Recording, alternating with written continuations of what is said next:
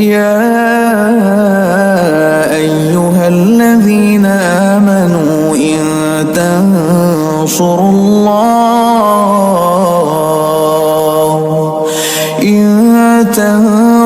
الله ينصركم ويثبت أقدامكم।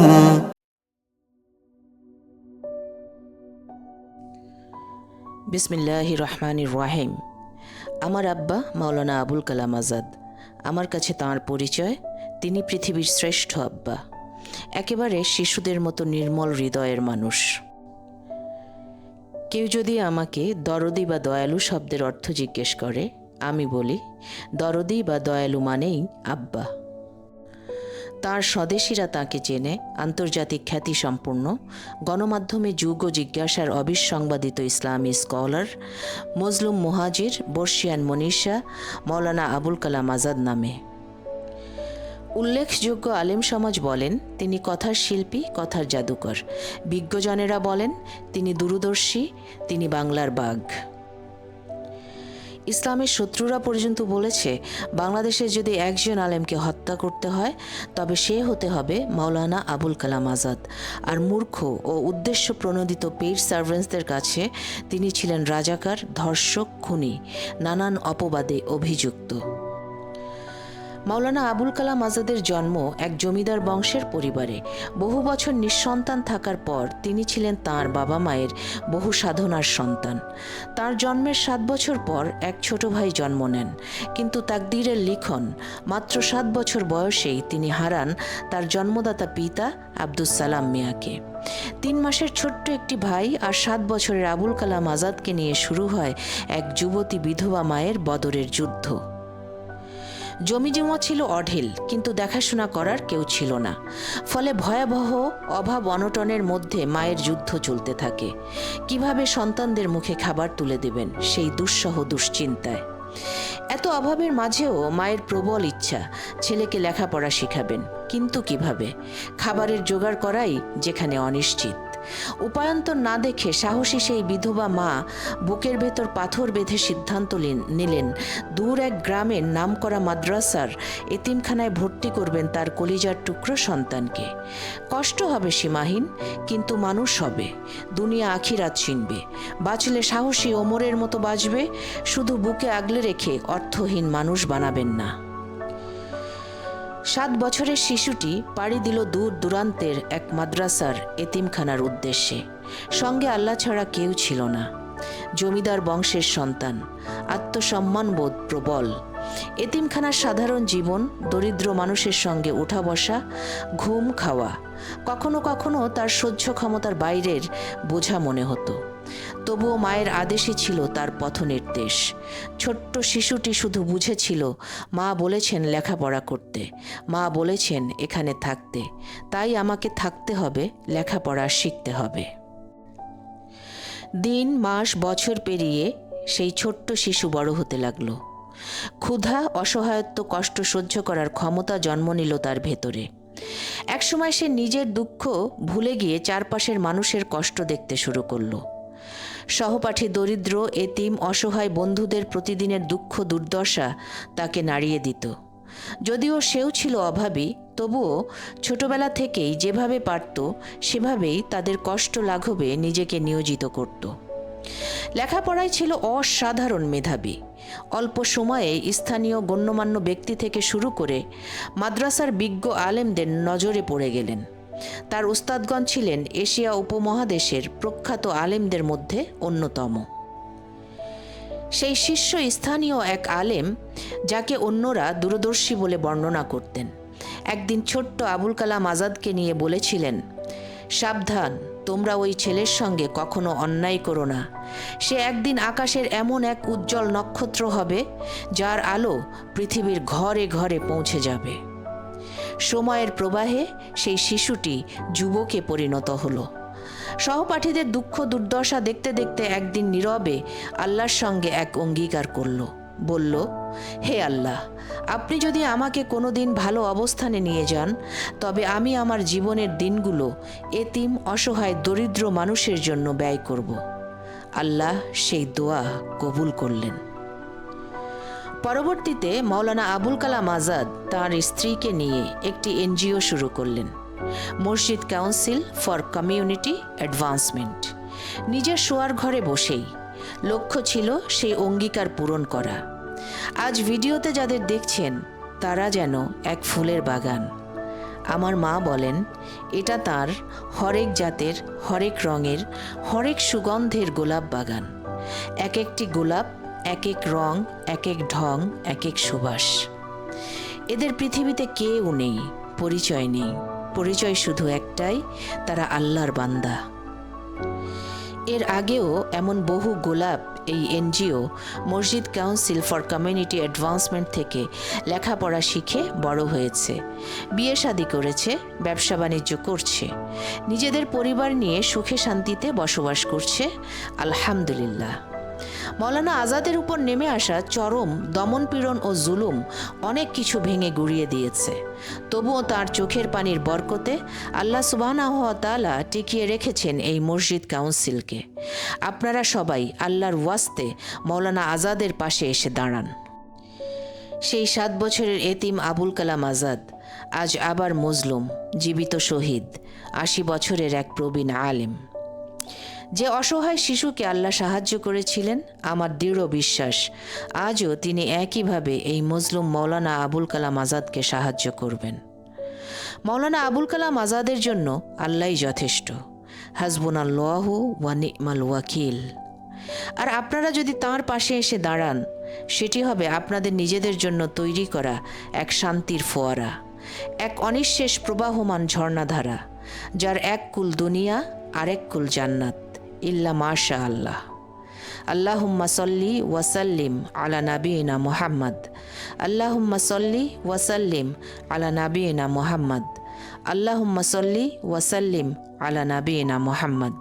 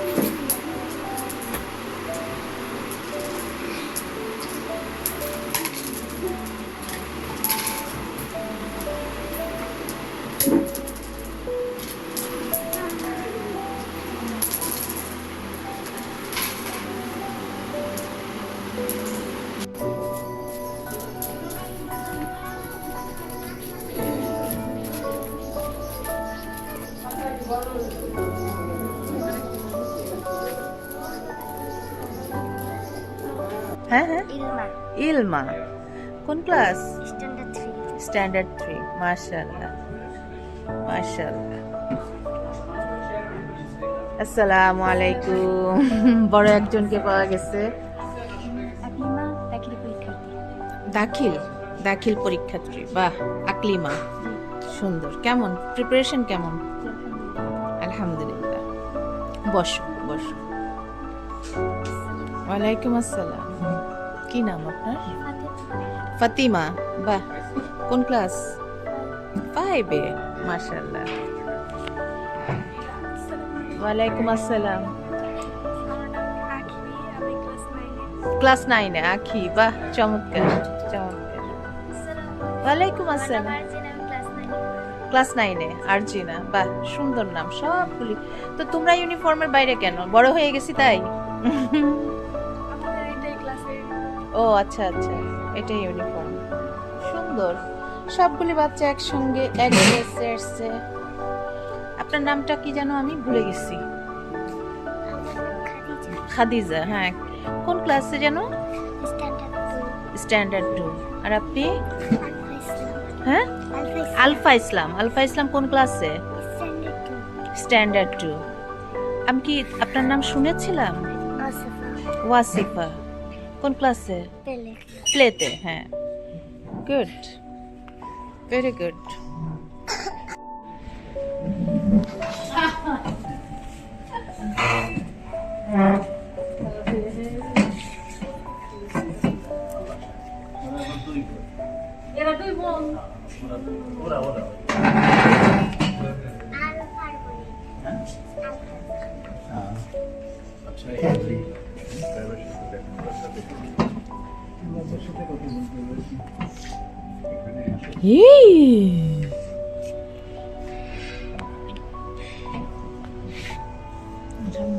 বসেন বসেন, আপনারা বসে যান।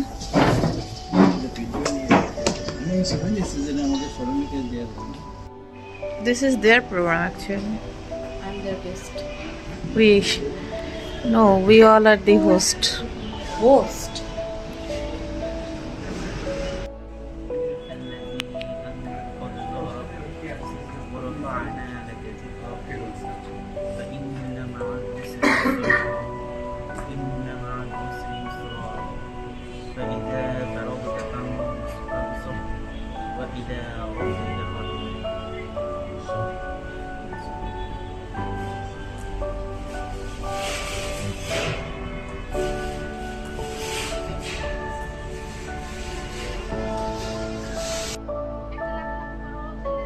একটু দৌড়াও তোমরা,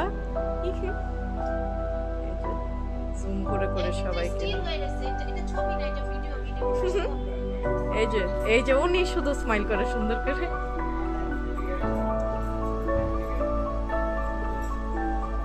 মাশাআল্লাহ।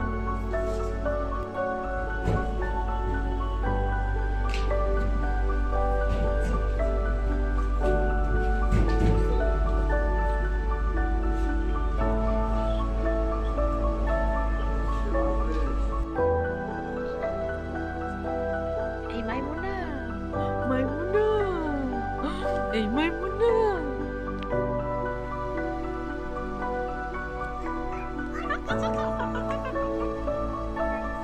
রাইসা, ওর নাম কি তুমি বলতে পারো? কি বলো তো? আয়শা। আরশা। তোমার নাম কি আরশা? আরিশা। আরিসা। হ্যাঁ, রাইসা। আরিসা। কারিসা। আসলে কোন সা? বড় সা? তিনটা না আছে, তিনটা আছে। একটা হচ্ছে সা, একটা হচ্ছে সিন, একটা হচ্ছে সদ। তুমি কোন সদ, কোন সা সেটা বলো। রাইসা। গুড। আর তুমি কি জানো? তোমার নাম কার? তোমার ছবি দেখাবো? তোমার ছবি দেখাবো? আচ্ছা আচ্ছা, আমি দেখবো। আচ্ছা দাঁড়াও, আমি দেখাই কি কি ছবি তুলছে, আমি দেখাই এখন। আমরা তেলাওয়াতে কোরআন থেকে তেলাওয়াত শুনলাম আমাদের ছেলে আব্দুল্লাহ থেকে। আমরা এখন মসজিদ কাউন্সিলের যে চলমান কার্যক্রম আছে, এই কার্যক্রমের উপরে একটা প্রেজেন্টেশন আছে, আমরা এটা দেখবো। এটা দেখার পরে শুরুতে আছে একটা 2 মিনিটের একটা ভিডিও, এই ভিডিওটা দেখবো। আর ভিডিওর পরবর্তীতে আমরা আমাদের স্লাইডগুলো দেখাবো, যাতে ওই ভিডিওর সাথে স্লাইডগুলোর একটা লিঙ্ক আছে, আপনারা দেখেন। তারপরে আমরা এটার উপরে প্রথম স্থান থেকে যাদেরকে সৌদি তিনি হলেন সফিউর রহমান। তার লেখা এই বই কে দিছে? এটা খুবই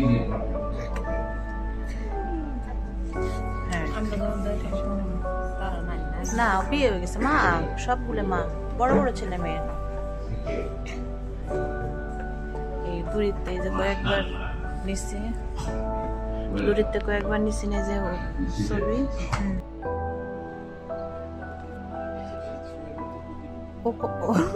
বলতে পারতেছো না? প্লে গ্রুপ, মাশাআল্লাহ। আর আপনার নাম কি? কোন ক্লাসে? স্ট্যান্ডার্ড 1। নাম যেন কি? মাহিনুর। আচ্ছা আচ্ছা, চমৎকার, মাশাআল্লাহ। তোমার নাম কি? মাইমুনা। মাইমুনা কোন ক্লাসে? প্লে। তোমার নাম? আয়েশা, না রাইসা রাইসা। ও রাইসা কোন ক্লাসে? প্লে, দুইজনই প্লে, একই স্কুল। মাশাআল্লাহ। কে বেশি ভালো পড়ালেখা করে? দুইজনই। কি নাম তোমার? ওয়ালাইকুম আসসালাম। কি নাম তোমার? ইসমা। কোন ক্লাসে? 5-এ। মাশাআল্লাহ। বসো। কি নাম বলো? ওয়ালাইকুম আসসালাম। হ্যাঁ, সামিয়া। কোন ক্লাসে? স্ট্যান্ডার্ড 2। বাহ, চমৎকার। আজকে সব এক ইউনিফর্ম। ওয়ালাইকুম আসসালাম। কি নাম বলেন তো? রাখি। কোন ক্লাস? ক্লাস 4। মাশাআল্লাহ। সুন্দর লিপস্টিক দেওয়া হয়েছে সবার। নাকি এটা লিপ জেল? ওয়ালাইকুম আসসালাম। কোন ক্লাসে পড়েন আপনি? স্ট্যান্ডার্ড 1। মাশাআল্লাহ। কোন কোন কি নাম আপনার? তাবাসসুম। মাশাআল্লাহ, আলহামদুলিল্লাহ। ওয়ালাইকুম আসসালাম। কি নাম? রুমি। কোন ক্লাসে? 4। মাশাআল্লাহ। ওয়ালাইকুম আসসালাম। কি নাম বলেন? হ্যাঁ, সঞ্জিদা। আচ্ছা, কোন ক্লাসে? স্ট্যান্ডার্ড 3। মাশাআল্লাহ, মাশাআল্লাহ। ওয়ালাইকুম আসসালাম। কি নাম আপনার? বিগত 25 বছর ধরে মসজিদ কাউন্সিল আত্মমানবতার সেবায় নিয়োজিত। এর মধ্যে অন্যতম হল চিলড্রেন ওয়েলফেয়ার প্রোগ্রাম CWP, জীবন ঘনিষ্ঠ শিক্ষা, আদর্শ গ্রাম প্রকল্প, বিনামূল্যে স্বাস্থ্যসেবা কর্মসূচি। আমরা আপনাদের জাকাত, সাদাকা ও দান অনুদানের অর্থ শরিয়া নির্দেশিত খাতে স্বচ্ছতার সাথে ব্যয় করে থাকি। আপনার নিজের ও প্রতিষ্ঠানের পক্ষ থেকে নির্ধারিত জাকাত ও দান অনুদান মসজিদ কাউন্সিলে প্রদান করে সাদকা জারিয়া সওয়াব হাসিল করুন। মসজিদ council for community advancement MACCA